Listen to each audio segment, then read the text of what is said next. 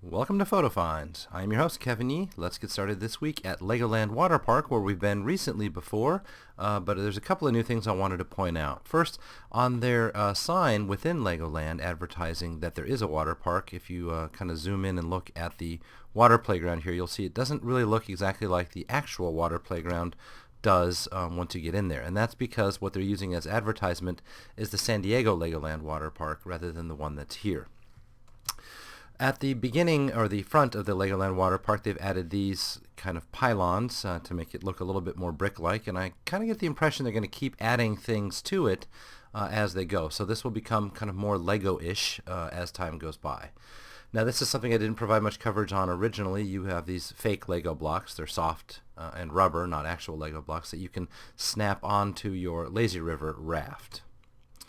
There was previously this interactive table, water elements and gates that you can control. This table, however, was added within the last couple of weeks. There are guns here to shoot at these fans and thus spinning the turntable. So if you've built Lego creations here, you can spin them around. And then on these back tubes here, there are Lego blocks inside of these tubes filled with water. If you put your hands over these gushing fountains here, the pressure then builds up and the blocks come up. So it's a fun little thing for kids to do, and I approve of that. Elsewhere in Legoland, I don't recall seeing this stand near Sorcerers previously, and it's got some dino-themed Lego toys for sale. And this is brand new at Legoland. It's in one of the stores near the front, honoring Cypress Gardens, both the old park and the existing portion of Legoland still called Cypress Gardens. This costs, I think it was $22. Then over to the Magic Kingdom, where the tunnel underneath the Walt Disney World Railroad always has had these signs advertising attractions. Until recently, this was Snow White's Scary Adventure, which is now closed, so they've put in a Sorcerers of the Magic Kingdom poster. And then I ran into this cast member near the Emporium, as you see here, and I don't recall ever seeing this headgear on a cast member wearing the Emporium costume before. There's a reverse angle of it. And I kind of wonder if this is a religious modification to the existing costume.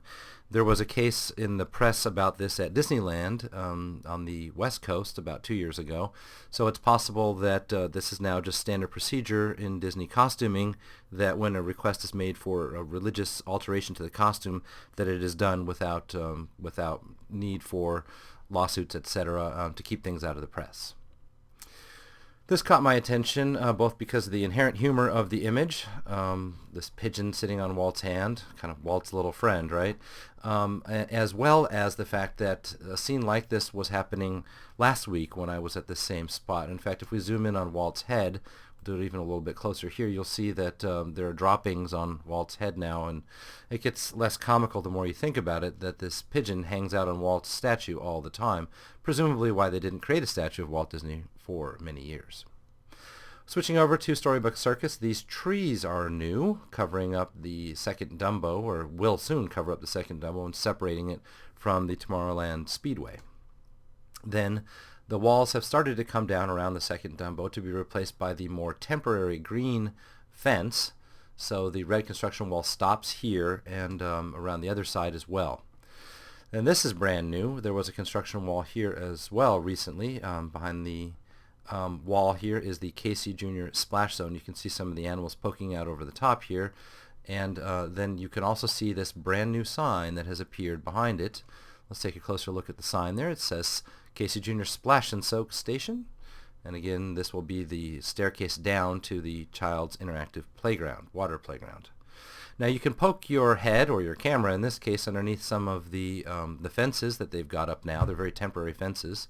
And you can get this view of the train and what awaits us once the thing opens up. Here's a view of the second Dumbo, looking pretty close to complete. These murals down the side are still not attached to the ride mechanism.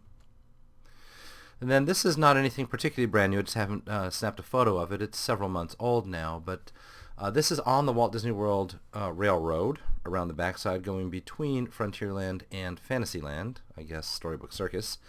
And until recently there was a stump here with a frog on it, and these gators were threatening the frog. And they've removed the stump and replaced them now with fish. So the gators are just eating fish.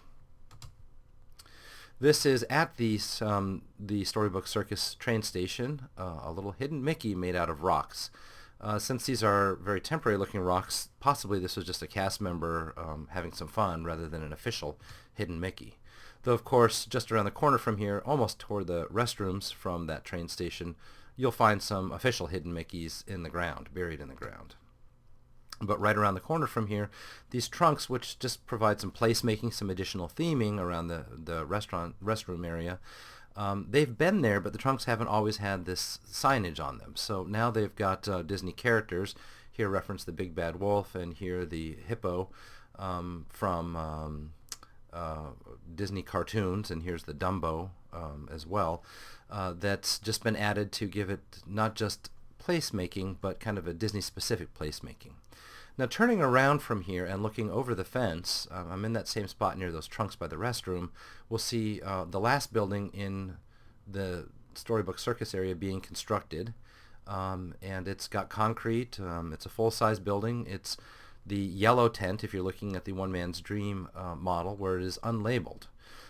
So we don't really know exactly what it's going to be. Maybe it's related to the Humphrey character, or maybe it's related to Pete's Silly Sideshow. They haven't said exactly what and where these things are, at least not publicly, though both of them appear on the map of Fantasyland that you can find on the construction walls. That brings us to the end of this week. Thanks as always for your attention. We will catch you next time.